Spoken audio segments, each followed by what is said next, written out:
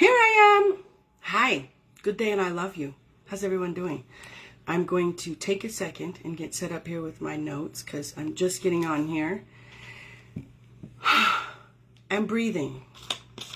So let me get organized as y'all join me and we will get started with my second ever episode of Tough Love with the Chieftess. Happy Saturday. Alrighty. Excuse me. So, what's everybody got going this weekend? This is an incredible weekend. Astrologically, we're making a lot of big decisions. I'm sure everyone feels it. Lots of changing times on Earth right now, right? Alright, I think I'm about as organized as I'm going to get. Which doesn't mean anything. It means I'm still going to wing it. So, let's get started. Good day and I love you. I'm Heather Peterson Lockhart and I am the Chieftess. And this is Tough Love with the Chieftess. Today we are talking about whether or not it's healthy to eat meat. So, I'm going to take a minute and get started with you all with a couple of minutes of breathing and meditation. When I speak into that bowl, my voice echoes in there. Because it's a nice way for us all to calm down and to connect and then to receive higher learning, truly. Receive more messages, receive more balance, receive all things more beautiful when we're more calm. We're able to receive. It's pretty hard to receive when we're pretty hyper. So, if you so choose to join me, go ahead and close your eyes.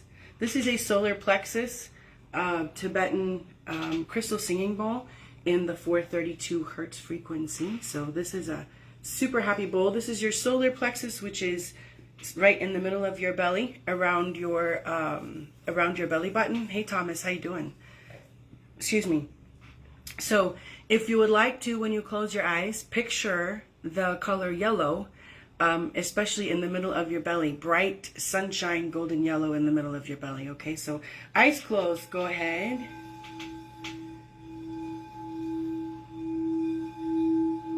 And take a big breath in through your nose. And when you exhale through your mouth, let it make noise. Big breath in through your nose and out through your mouth. Again, in through your nose and exhaling through the mouth. And let your breathing return to normal and let your shoulders relax. Let your eyes soften and your cheeks giggle and your lips calm down and your hands open and relax.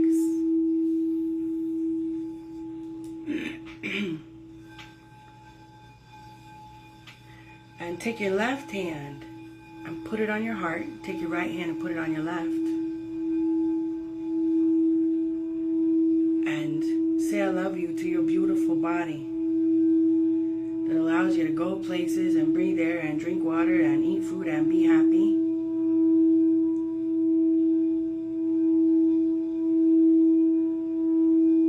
With your eyes closed, say I love you to this beautiful earth that provides all those beautiful things that we need to live.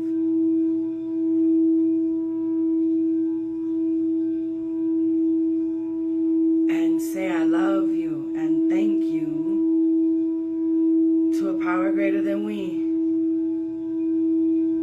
that keeps it going and flowing more than we knowing. And let's take one more big breath in through our nose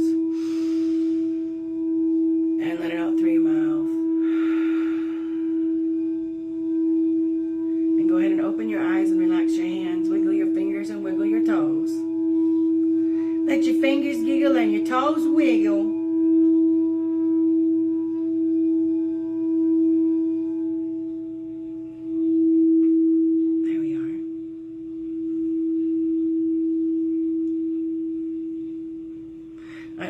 feel better after we do that. I notice that my speaking is more calm, my breathing is more calm. I just feel better. Even if nothing has changed around me, which is absolutely remarkable, isn't it? All right, so let's see here. Today we are talking about whether or not it is healthy to eat meat, okay? So I figured the best place to start would be with some basic nutrition that I'm going to go out on a limb and bank on and say that you have never received. No matter what degree of nutrition certification you have studied in this RDA pyramid, I'll go so far as to say RDA, FDA pyramid, food pyramid, and nutrition education system, and I apply that term loosely. I want to use another word, but I'm going to speak positively. So I'm going to teach some things that we have not been taught about our own basic nutrition, and then I'm going to tell you how that applies to eating meat. And then after we've discussed these things, we'll make some decisions as to whether or not we think eating meat is a healthy decision in today's way of living. So, for starters, your body, the human body, makes protein. The human body makes protein from the 20 essential amino acids. 10 occur in your body, and 10 you have to get in your diet. So your body makes protein the same way a cow does, a rhinoceros, a hippopotamus, an elephant. Some of the most muscular beasts on this planet are herbivores. Our body has the ability to synthesize those amino acids and create its own protein. So, in that, if we are eating in a way that we consume those 10 essential amino acids that do not occur in our body naturally, we can build all of that. And that is without eating meat replacement products. Okay, I want to be real clear about that. We'll address that later in this podcast. But this is speaking eating whole foods in their whole form, in exclusively. I'm not talking about packaged products that are put together to either recreate a meat product or provide a vegan supplementation of any kind. Okay, so our body makes protein the same way that these other animals do. So when we eat these other animals, really what we're doing is consuming a secondhand protein. Okay, now we're going to discuss a couple other things, and then we'll talk about whether or not that's healthy to do. Depending on where that secondhand protein is obtained, we can all make our own personal decisions as to whether or not that's healthy. But I want to stress to begin with that the human body makes its own. So it is not essential to consume another animal or living creature in order to create the protein needed inside our body, or to consume the protein needed for our daily necessary allotment, we'll say. Okay.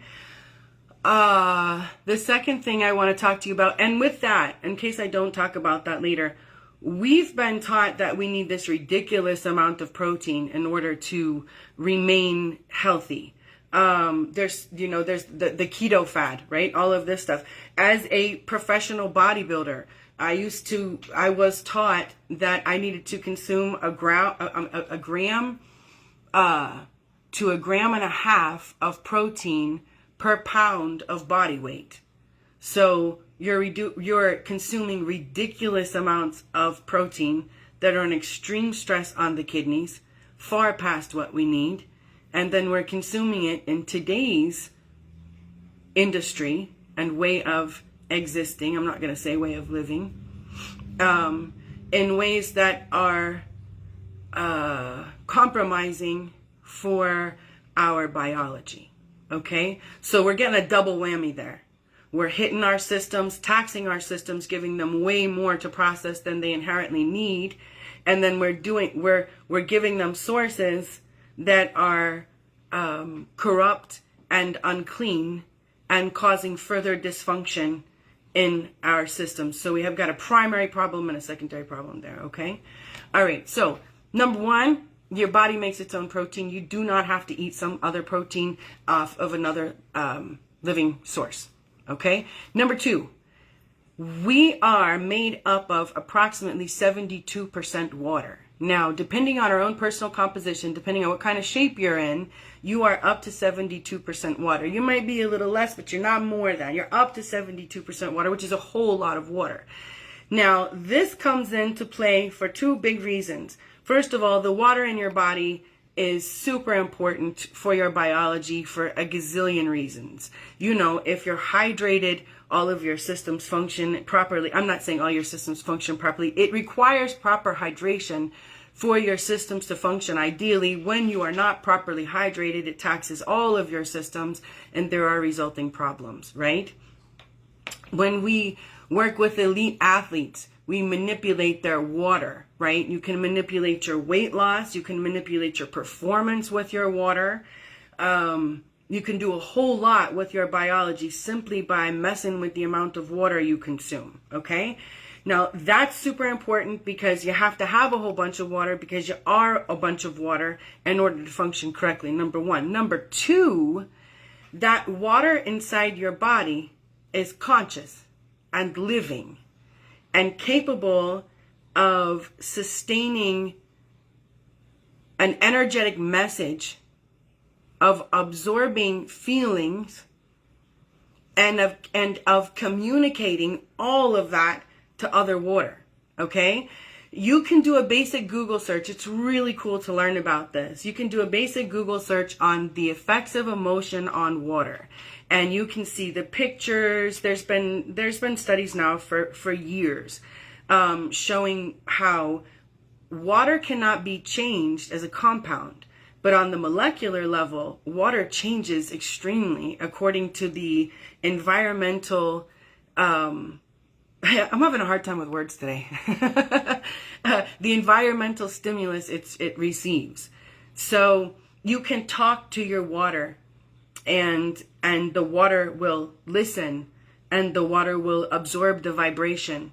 If you hold a glass of water by a TV and you have a glass of water by you and you're watching a TV program that is violent, the water absorbs the vibration of that violence, and then you consume it.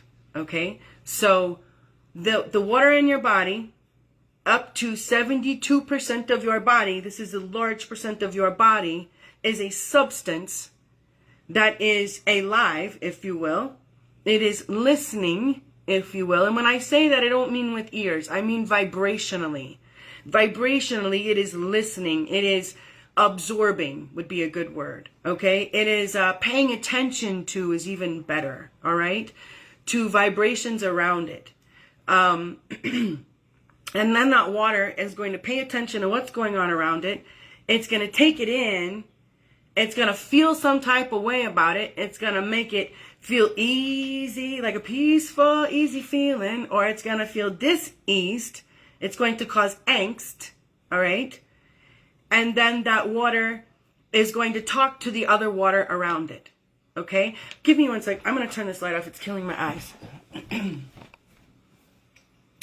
Haha, so much better. We'll see if that's still enough. I think that will be okay for now. We'll try. Is that enough light? Maybe I'll turn it back on. We'll see here. Anyway, okay, so you've got all this water in your body. It's this substance that's listening, it's absorbing, and it's ready to talk to all the other water around it. All right? So that's number 2. Number 3, you are energy. You are filled with energy.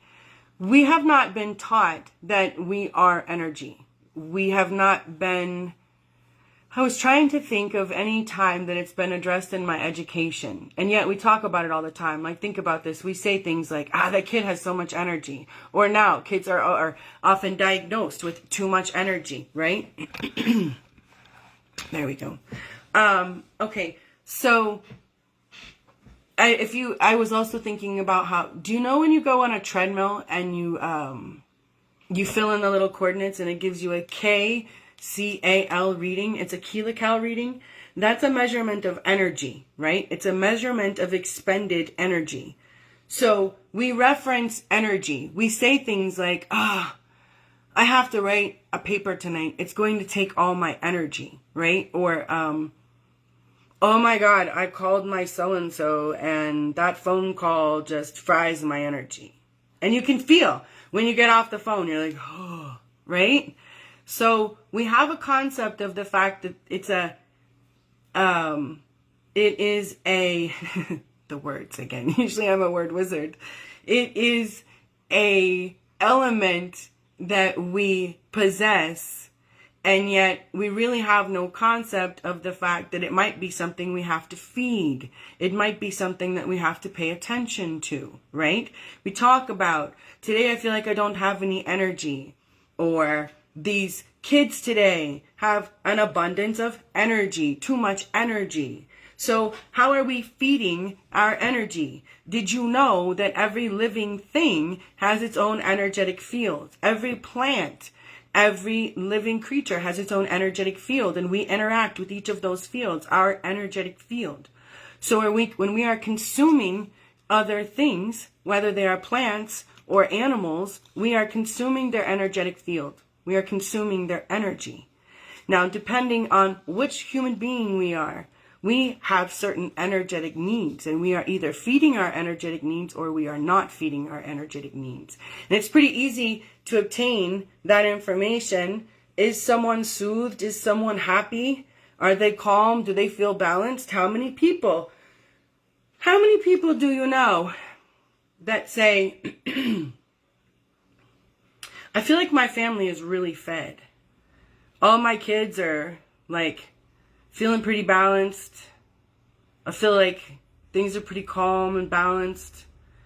I don't know. Maybe there are those people. Maybe I just don't know them. But it seems to me like most people feel like there's at least some to a great degree of imbalance. A lot of people have kids that have a really hard time calming down. So their energetic needs are not being met on a most simplistic level, right? And we've not been taught that that's a aspect of our nutrition that we have to feed, okay? So we're doing it differently.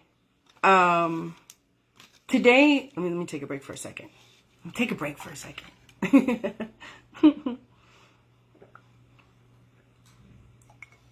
So these are some basic things, basically, that are aspects of our nutrition that we have not been taught. I know that I was taught I had to consume meat or protein powder in order to consume protein. I was never taught that I could bring in an adequate mineral,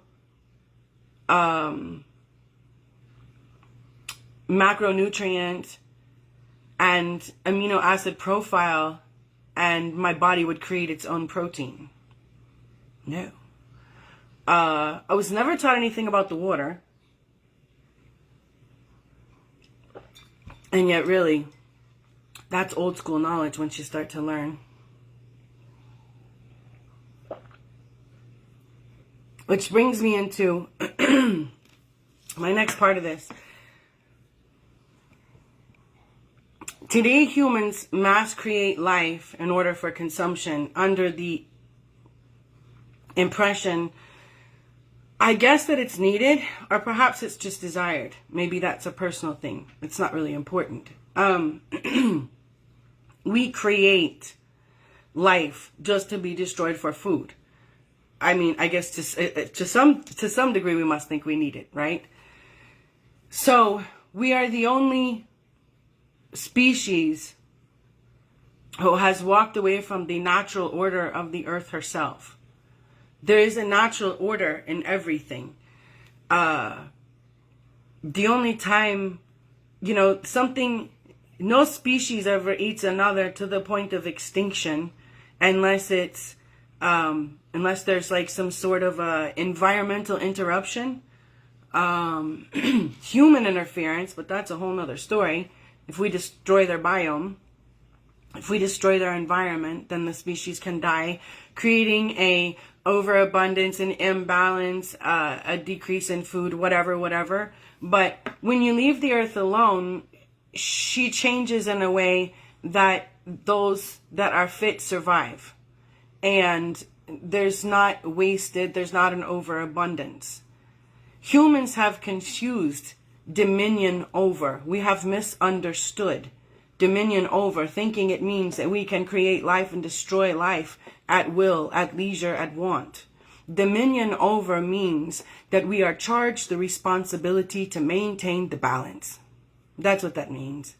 It means that as the supreme species, we are supposed to live in harmony with that which provides in a way that continues our evolution, which is not what we are doing. In today's way of eating, we have more humans with more health dis-ease and basic biological interruption and dysfunction than ever before. We have people that can't sleep, can't eat, can't have sex, can't be happy. Basic human functions, right? And yet we seem to think that this is normal of our species. Perhaps it is the way we are consuming and the way we are existing. In primitive times, you know, we would have had a tribe that would have gone out and maybe we would have gone out and killed buffalo. And I don't know if we would have killed 6 buffalo or 13 buffalo or 27. I really have no idea. I guess it depends on how big the tribe was and how big the herd was. But we would come back with our buffalo and we would consume the meat and we would use the hide and we would use the bones, and all of it would be done in harmony with the natural order of the earth. We wouldn't wipe out the whole tribe. The whole herd. And our whole tribe would be fed in a way that is beneficial. It is a symbiosis that we are not living in right now with the imbalance we have created. Now I'm going to tell you why that matters. It can be just a matter of opinion. It doesn't matter much if it's a matter of opinion. You can choose to agree or not agree. But I'm going to tell you how it molecularly affects you, whether you choose to agree or not. Just like gravity is a constant, whether you think it applies or not. So, we're going to go back to those basics. The first one is that water. That 72% of water. That cow is also 72% water. That cow is not sentient, but that cow is conscious of what is going on around it, and it is aware. And as it's not been interrupted with all of the social, biological, engineering, preservatives, crap, and that the human has, its senses are actually much more keen than ours. It is much more primally connected to its own basic function, its own basic needs, and its own basic connection to its body and its environment than we are. Okay? So with that, the current animal industry, if you want to talk about if you'll talk with the dairy industry, these cows are, the way you get milk from a cow is to keep the cow pregnant. So you continuously impregnate the cow, forcibly impregnate the cow, and then you take the baby from the cow, and then you take its milk. When the baby is first taken, if it's a female, they'll keep it. And then they put something on her face so that when she tries to nurse from her mother is repelled because it hurts her, so her mother rejects her. If it's a female cow, a male cow, it can be killed at that point right in front of her. It can be left there to expire. It can be put in a crate where it will never be able to stand up, so its muscles will atrophy, and then it will be sold as veal. Veal is a byproduct. The male cow is a byproduct of the dairy industry. So tell me, how happy is that female cow? Now, I'm not talking about what kind of mood she's in. I'm not talking about when her head is stuck in the metal thing that she never makes it out of. I'm not talking about whether she's griping to the cow next to her about how she doesn't like the treatment. What I'm talking about is that 72% of water in here that continuously watches her baby be taken and feels her body go through this process, what is the vibrational energetic happiness of this cow, right? Of the cows that, I mean, if you want to talk, we could do it with, I don't want to go down that rabbit hole. If you don't know about the meat industry, you might want to do some searching. But the fact of the matter is these animals are kept in conditions, and they are, again, as I said, not sentient but conscious. And I'm not trying to argue the moral dilemma, responsibility, or legalities, or any of this right now. I am simply explaining the molecular change that occurs within the human when we consume this. So you have the animal that observes all of this stuff, you know, continue what degree of whatever junk going on in its life, its whole life, and it gets into the water. It is the water, up to 72% of its body, which then fills the muscles. Okay. We'll take it a step further. If that cow is sent to the slaughterhouse, when it goes in, no matter how humane the slaughterhouse is, I've never personally been to a slaughterhouse. I don't know, okay? But when the cow goes in, does the cow smell what's going on? Absolutely. Absolutely. It's kind of like when you walk in the room and there's just been a great big huge argument, and even if everyone is facing away from you and their backs are turned to you, you can feel that something's going on. The cow feels the energy. The cow probably smells the hormonal excretions from the other cows with what's going down. And so the cow has a hormonal response at that point and an energetic response. There is a elicited panic within the cow, which is going to create the endocrine system to produce norepinephrine, endorphins, adrenaline, all the panic hormones, okay, which cortisol, which gets shot out really quick into the bloodstream as a natural response to, oh crap, some crap's about to go down, okay? So we're shooting up the water, that 72% water, with a whole lot of panic, with a whole lot of anxiety, with a whole lot of angst. And then it's going to travel through the body and fill up all the muscles, okay? And then right when that cow, so then right then when the cow, when the cow is slaughtered, all of that molecular and energetic dis-ease is left in the cow's muscles in the form of the water. It doesn't matter if the cow is cool with the process or not. This is a biological response that happens within the body, and then a molecular response within the water that is sealed within the tissue. Then our energetic and biological bodies eat this. We not only are consuming that matter tissue, we are consuming the water within and the molecular balance or lack of, and the energetic resonance of that cow. So we are putting the message of the water, of all of this angst and all of this panic, into our own body, which then travels through and tells the other water in our body the same message. So I would imagine if you try that on for size in a repeated process, you can imagine the long-term output of that. Again, and that's why I explained the first process before of going to hunt an animal and bringing an animal back. These are two different things. I'm not here to argue about whether or not it is right to eat meat. I am simply asking you whether or not you think it's healthy in today's industry. So, excuse me, with that, what else do I have for you?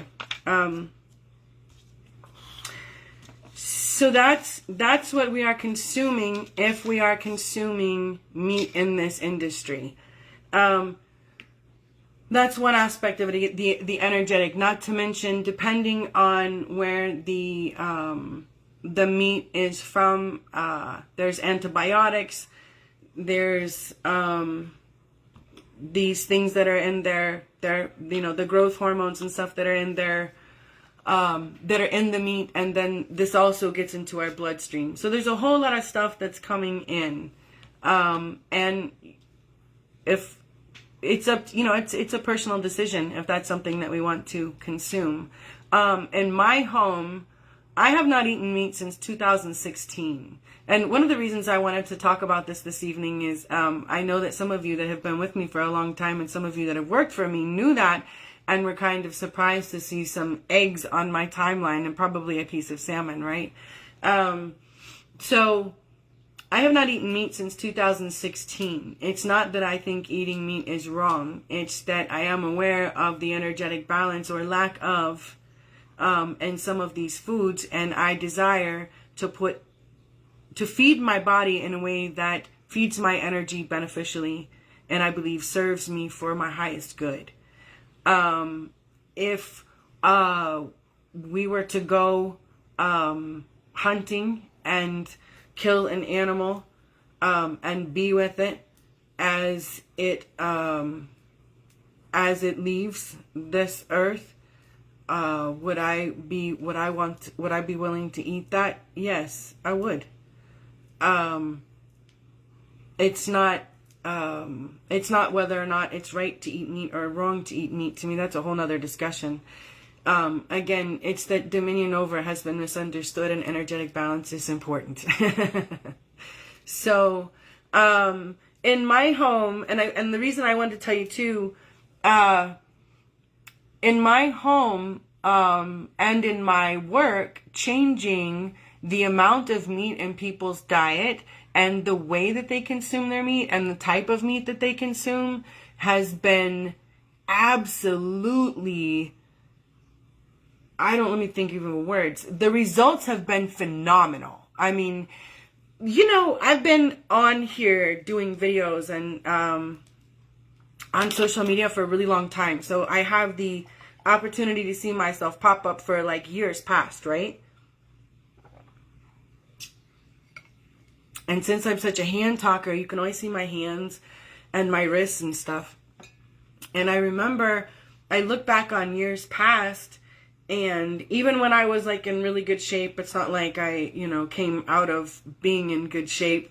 You can see that my joints are more inflamed and everything looks more inflamed when I ate a lot of meat, when I ate meat, which energetic dis-ease, energetic anxiety translates to physical inflammation in the body. That's what anxiety is. Anxiety is inflammation. It's feeling puffiness in your emotional state, in your energetic system. It's not a smooth flowing system that feels like you're getting the relief you need and desire, right? So, I lost my train of thought. I'm not sure where I was going with that. Anyway, I eat in a way that provide. Oh, that's what I was saying. So I was still in really good shape then, and I see that my body was still inflamed. You can see it in my joints, that my joints were bigger, and there was puffiness around them.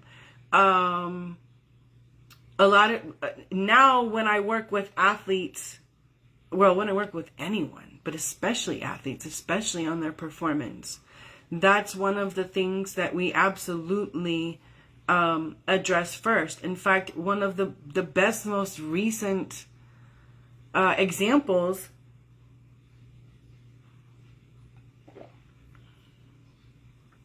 kiwi guava booch. Right?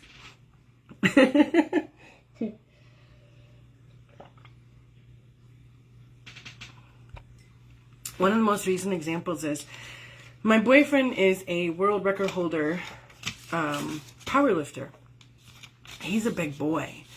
And when we first met, he told me later that he was taking 4 ibuprofen and 2 Tylenol a day because she lifts a lot of weights, you know? It's a lot of stress on your body. And, you know, like, I know how much he was lifting and I know how much he weighed. And I remember that it was like an effort for him to tie and untie his shoes. It wasn't that he like couldn't touch his feet. He could touch his feet. It was just like the pressure of leaning down to do that was like quite a process for him. So when we were first together, I cook a lot. And so inadvertently, long story short, we removed the meat from his diet.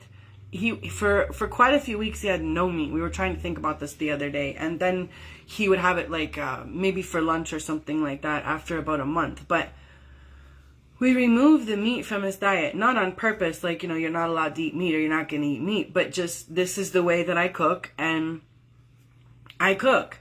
And then he was very considerate of if we would go out to eat, making sure that it was something that I could eat, because that's when I was still like, there weren't a lot of options. You know what I mean? If you're a hardcore vegan. Well, now there are in restaurants and anything. But anyway, so we removed the meat from his diet. Within a week, he no longer needed the anti-inflammatories nor the Tylenol.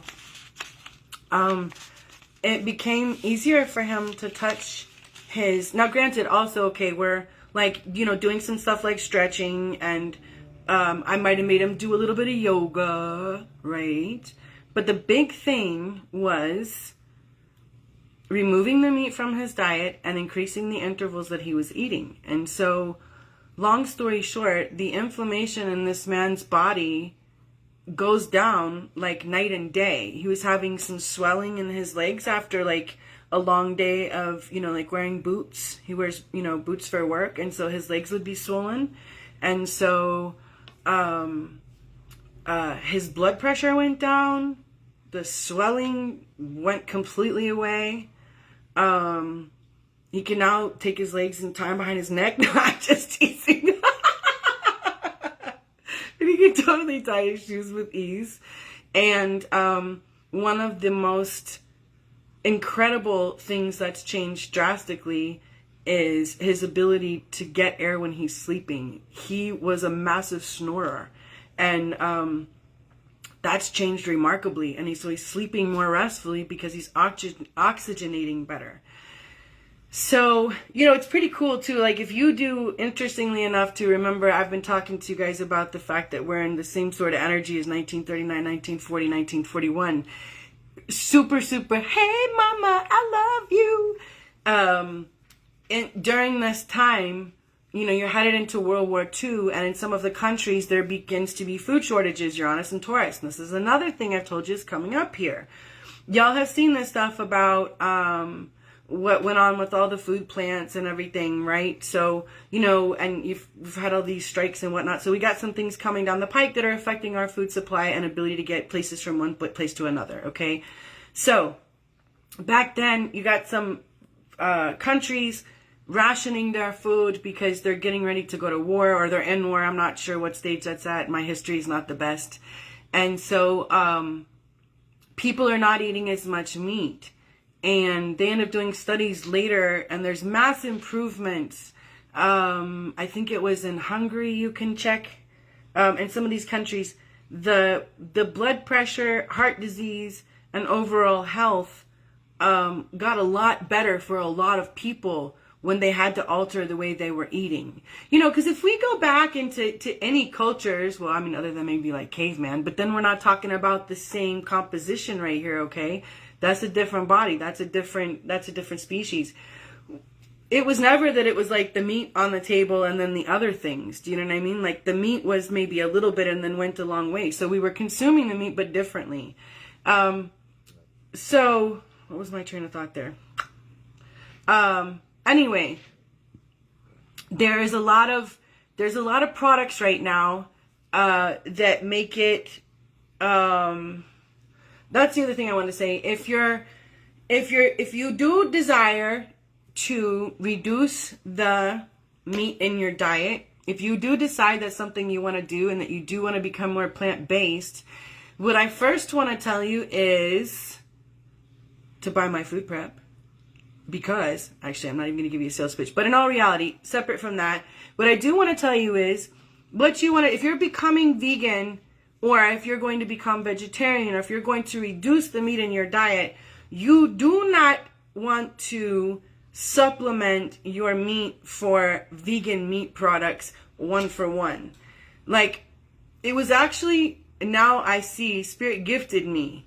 Spirit gifted me when I first went vegan. Because let me tell you, when we first went vegan, I remember my son being like, he was the vegan kid in school, okay? And he was like, no one's vegan and there's nothing to eat. And I'm like, I know, but it's just where we live. It's just where we are. Like, hold on, it's coming, and there's going to be tons of options, which there are now. But there wasn't. There was like Morningstar brand, okay? And, which I'm not knocking it. But there was like maybe one brand of a whole lot of stuff. There weren't a lot of options, okay? So I didn't take out meat and then put vegan meat supplements in, right? And you can't do it like that. And then like if you like beef stroganoff, like beef stroganoff with no beef is not the same. And beef stroganoff with like a vegan thing is not the same either. So I had to learn how to get my proper nutrition, eating in a way that I thought would be more back to my most basic way of eating as a human. I decided to consume all of the amino acids in whole natural food. So I would have like vegetables and fruits and grains and fats all on my plate. And it didn't necessarily have to go together like a normal traditional meal would. But normal traditional nutrition is not working. You know? So I completely went rogue, and it was really challenging and difficult to begin with. I remember telling my son, because at this point, I'm an amazing cook, and I had mastered healthy soul food. Like, I can make soul food so stinking good that you don't know that it's not cooked with all the crappy crap that you don't want in it to hurt your heart, you know, and make all your systems reek out. Like, I'm really good. So here I am going from being able to make food that soothes us all and makes us happy, and we associate these foods with holidays and all this stuff, right? Like, food's really connected to our community and our culture, you know what I mean? And then I'm like back to basics where I remember looking at a plate one time and I'm like, would I serve this to someone else? It's like, do you eat that with that? Like, does that even go with that? But what I started to learn was it didn't matter if it went together. It didn't matter if it went together per se in a way that this is what you expected to have at a lunch or whatever. It mattered more that what was on that plate went together in my digestive system in a way that my body takes it and creates what I need. And I am fed in a way that my biology, my systems get this stuff. It goes to my muscles, it goes to my organs, but so is my energy, right? And then there's so many other things, you know what I mean? Like, we want to make sure we're not clogging up our systems. We want to make sure that we're feeding our systems in a way that we're increasing their integrity, increasing their functionality, right? Improving their ability to work for us. So I had to learn completely over. One more thing that I wrote down that I wanted to say. Oh, because also about that, if you are consuming majority of your foods now, or a large amount of your foods from a package or a box, and thinking you're doing yourself a better job than eating meat, I'm not so sure you are. You want to be able to say what's on that box. If you can't say those things and pronounce those things, maybe you shouldn't be consuming them. The preservatives are causing a lot of problems in our systems. You know, a lot of those vegan meats right now have methylcellulose in them. And that's going to make you go to the bathroom. Like, that's what that is. It's the same thing as Metamucil. I don't think that's what you want. You know what I mean? So, but you can make your own stuff, you know, and I know that's not for everybody, but what I'm trying to say also is it doesn't have to be that difficult. I made it really easy in my food preps. I've been doing this for a long time. But you can learn to eat, you know, the different combinations that feed your body without having to buy something. And it's not super complicated, and it's not super expensive, and it's not super time consuming. Because that's what keeps a lot of people from going vegan. And the number one deficiency with vegans is a B vitamin deficiency. It's not protein deficiency. It's that you're not getting all of the essential amino acids, because a lot of vegan people that go vegan think it is enough to just eat from a box or a bag. And it's going to end up being long-term deficient in your energy and in terms of your biology. So one other thing I wanted to say was, so now in my home, my son was vegan for years. I have reintroduced meat. Hello, Noel, and thank you for the love. I'm happy to see you. Jackie, I love you. And yeah, I used to burn, right? Now I can do it in a vegan way too. So, and my boyfriend was fine on the vegan food.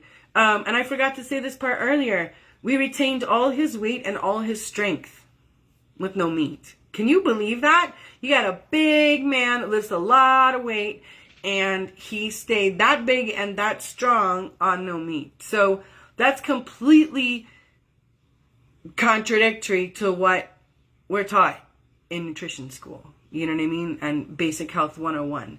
So he maintained his strength, he maintained his weight, he reduced inflammation, improved his blood pressure, slept better. Can I get an amen? Like, how about them apples, right? How about that? And increased flexibility. So the one kicker with that is I have to feed that man like that every 2 hours. And now my son, who is 11, I stand 5'9". My son's probably an inch and a half shorter than me now. And weighs about 140 pounds. So my 11-year-old son is ginormous and has an appetite greater than mine. And so in order to feed these boys to a degree that they are fed nutritionally and energetically, I would pretty much have to stay in the kitchen and feed them every 2 hours, which I'm not willing to do. We tried that and none of us were happy. So we made the decision to reintroduce meat for them. I have decided I don't want to eat meat, and I don't need it. You know what I mean? But for them, I can feed them meat, with some of their meals, and it gets them fed and it lasts longer. It's more practical. It's more practical time-wise. It's more practical for them energetically. It's more practical for us financially and just energetically in terms of like, what do we have energy to do all the time, right? Now, with that, there's one thing that's really important. I'm only willing to do halal meat, and I'll tell you why. I had the receipt. I needed to bring it over here, so I was trying to think of it in my head. That's why I sound all spacey. We went there 246. I think it was. We bought 6 pounds of meat, and I have made it last about a month.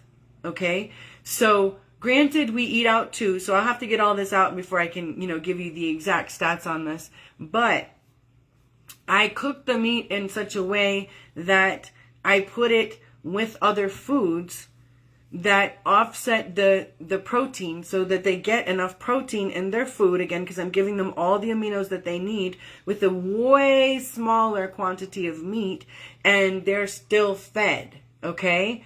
And it ends up making the meat go way further, which saves you money. I just think it's better for their health.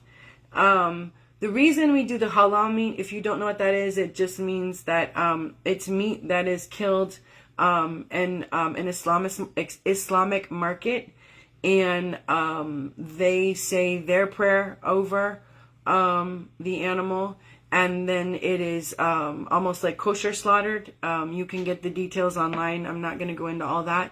The reason for that with me is I find a market. I have one local if anyone's interested, where the cows are free range, and then they are taken to this market That way, when you go to buy that meat, that cow is hanging in the meat locker right there. Bless his heart, the man that we buy from likes to show me. I don't like to see. But I understand that he's doing it for me as a courtesy, and so I do. But the animal is killed that day, and it's not shot full of preservatives, and it's not sitting on a shelf for 7 to 10 days with red dye in it. It's still not for me personally. But I think it is more practical for the energetic and nutritional needs of my great big boys. So, and that's one of the things that we're working on in Chieftess Living. I think it's really important right now on Earth to learn to feed yourself in a more beneficial way moving forward so that you can maintain your energy and your biological balance on less actual food. You can feed your energy better, and you can make the foods you choose better for you nutritionally so that the energetic and nutritional impact is more beneficial. Does that make sense? So, you know, if you're, it's kind of like, it's like this. It's like this. Remember those 100-calorie power? I used to give this as a nutrition lesson to my clients. Jackie may remember this. I used to say, remember they had those 100-calorie packs of Oreos, right? Okay, so that's 100 calories. We were all brought up on this calorie crap. It's so important about calories, right? Well, that much chicken right there is also, about 3 ounces of chicken is also 100 calories, okay? So which one of those, if you eat 100 calories of Oreos or 100 calories of chicken, is giving you more nutrient-dense macronutrients? This one's going to have a large amount of carbohydrates, obtained by sugar and sources that you can't pronounce. This one's going to have a large amount of protein and very little fat, and you're going to be able to use that protein as energy, right? Again, not my choice, but I'm just giving you the illustration for understanding's sake. So here's two things with the same calorie nutrient, but they're going to impact the body energetically and nutritionally completely differently, right? So it's just like that, only taking it a step further. So I teach you how to choose foods, and you do remember those lessons, yes? Yeah, because that's the stuff that makes all the difference. You know, if you're going to put in the time, and that's, we're headed into times where it's going to be beneficial to feed yourself less food in a way that maintains your nutrition optimally. It's going, and that's through the food, that's through the way you talk to yourself, the way you take care of yourself, the way you move your body. It's through all of that. All of your nutrition is everything that you allow to come in. Through your skin, through your eyes, through your nose, through your mouth, through your ears, all of it. So for today, what I want you to take home is you don't have to eat meat to stay healthy. If you do choose to eat meat, there might be more energetically sound ways to do it today. You can reduce the meat coming into your body and reduce the inflammation in your systems. You can eat in such a way that your body will create its own energy and its own protein. And it's super important to remember that the real influencer in this game is the water. We're just starting to really talk about this. The water that we drink, the water in our body, the water we consume, it's all greatly affected. It's all connected, and it influences every aspect of our well-being. And so when we consume the water, whether we're drinking it or we're eating it from other living creatures, it is going to have an energetic impact in our body. That's super important to start learning. It allows us to make choices. I know that when I learned these things, that's what caused me to make different choices for my own body. And notice I'm not saying what's right or wrong for you. Notice I have decided to observe different choices in my own home. I think it's super important. I think it's super important to begin to understand what each person's unique nutritional and energetic needs are, and then learn to feed them accordingly. I'm simply trying to say that when we think we are eating clean protein, and you call it clean eating because it's a piece of meat that doesn't have butter or something else on it, it might not be so clean. That energy that is within the water might be diseased and disharmonious and unhappy, and then you give the invitation for that to come into your body and speak to the water within your own vessel, and then create anxiety, depression, and angst. And especially with high energy kids, that energy is intense, and it is, I want to say, more pure. How do you say? It runs faster. They do have more energy. It's just like, well, what it is, it's like, on Earth, we've had a bunch of 40-watt light bulbs, you know? Earth said, let's kick that mess up. Let's get some 100-watt light bulbs down here. Yeah. Let's bring in the light. Those kids are coming, 100-watt ready. But they're trying to plug into a 40-watt system with 40-watt feeding that has no concept of their energy. Calling them ADD and ADHD. Like, that's even possible. That means God jacked up. Anyway, I'm not going to get started on that one today. It's important to learn how to feed their energy in a way that helps them to balance. And it is quite possible. I'm that kid. So, and then just to become aware that all that we allow in our vessel has an energetic resonance. It has an energetic impact. As we start to become aware of that, we start to become capable of making more conscious choices that are beneficial, that allow us to be more happy and healthy. And that's the name of the game. That's the name of the game, boys and girls. I've got a card for you today. And again, I want to tell you, so we have the Chieftess Living Tribe. I've created a community, a platform where I'd love for you to come join us. What we're doing in there is living happy and healthy. I have been a life coach, trainer, nutritionist for 27 years. I've been a mother for 24 and recovery for 15. And I'm sharing my personal experience and my professional expertise. When you come in, you get a personal training program. You can get a personal training program that brings you back to basics in your home or in the gym. And then we're going to tell you how to work it once you get in there, and we're going to work it together. We're kicking everyone off with healthy exercise, teaching everybody how to feed their bodies better. We've got lots of recipes. My son and I are getting really into cooking amazing things together. My boyfriend's going to get started. He doesn't know that yet, but that's okay. We'll tell him later. Both my boyfriend and my son are contributors, which is beautiful.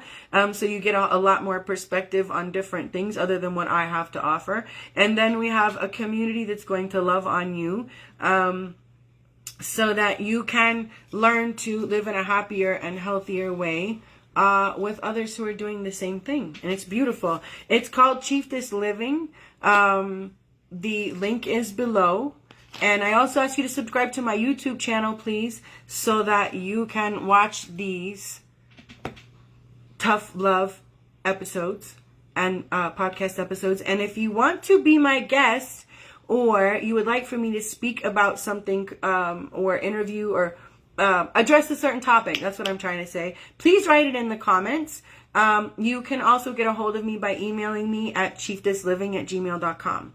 Okay, so we have pulled... I always get the ones that I can't say their names. How the heck do you say that? E-O-S-T-R-E?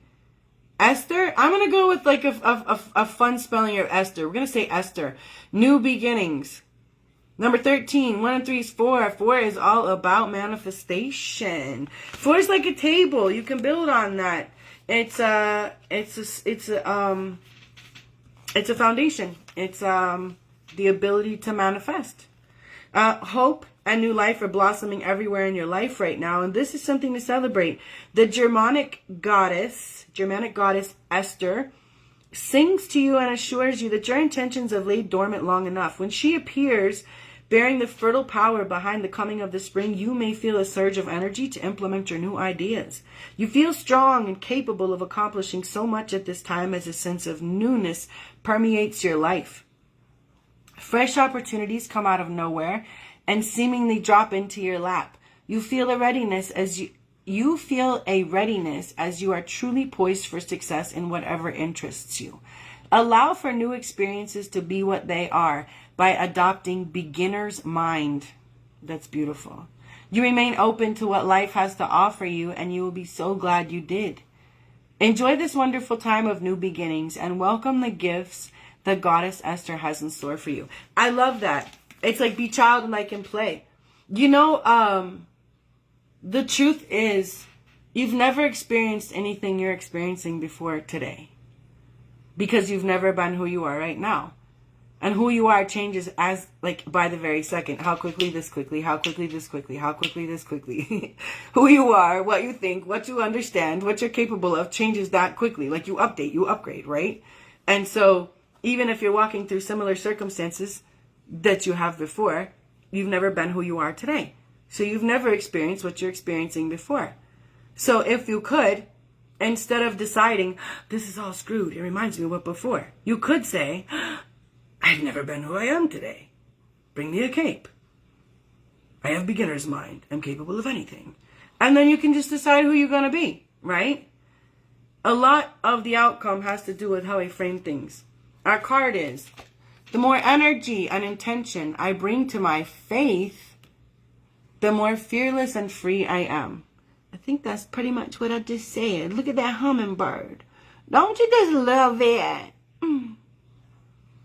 Well, I got you here. I'll stay for a minute. Anybody want me to pull a card for them? Holla. Thank you for joining me today. I would love for you all to join me in Chieftess Living. Go to the link. It's $9.99 to join for the month. You get meditations, astrology readings, recipes, personal training, food prep. You name it.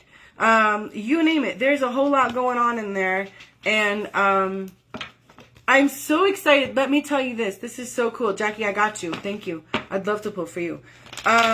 Check this out. So my son and my boyfriend Robert are both contributors, and so they are weekly contributors right now, and they'll be contributing different things. They've introduced themselves. They're going to talk about all kinds of different things. So it's so fun because I homeschool my son, and so I was able to say, hey, I want you to write about this topic. You have to turn it in at this time. Then we're going to edit, and then, you know, you can go ahead and learn how to post. So he has to write his stuff.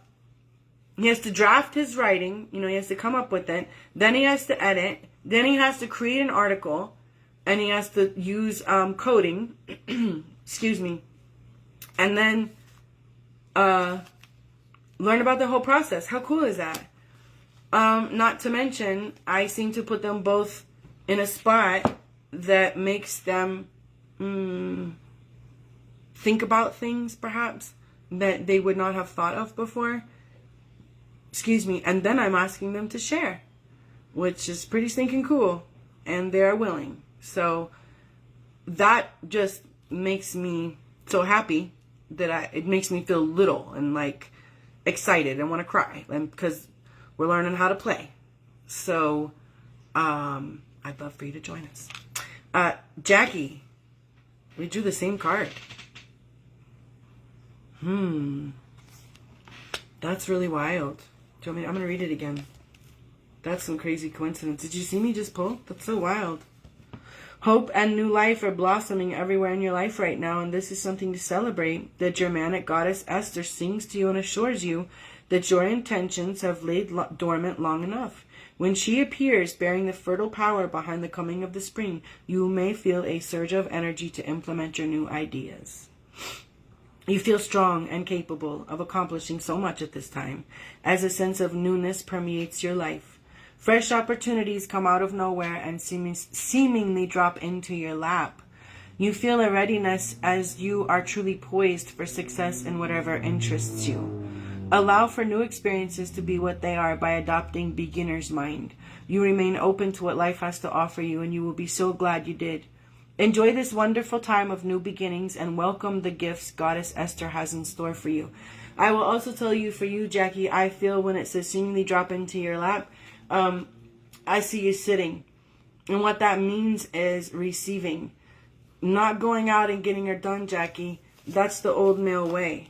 Going out and getting her done is male energy. And we've not been taught the feminine art of receiving. We live in a male-dominated world. I'm not talking about men. I'm not talking about masculine men. Not bashing men. I love men. I'm talking about the energy that we have been taught as far as getting things done. The male energy is to go out and get things done. It is super important. It is essential. However, it's only 50% of the equation. What's the other part of that? Sitting and receiving, right? What's the point of getting things done if you don't get to receive them? You know, it's the he and the she equation of it. So when it says sitting, and it also talks about your ideas and allowing them. It said,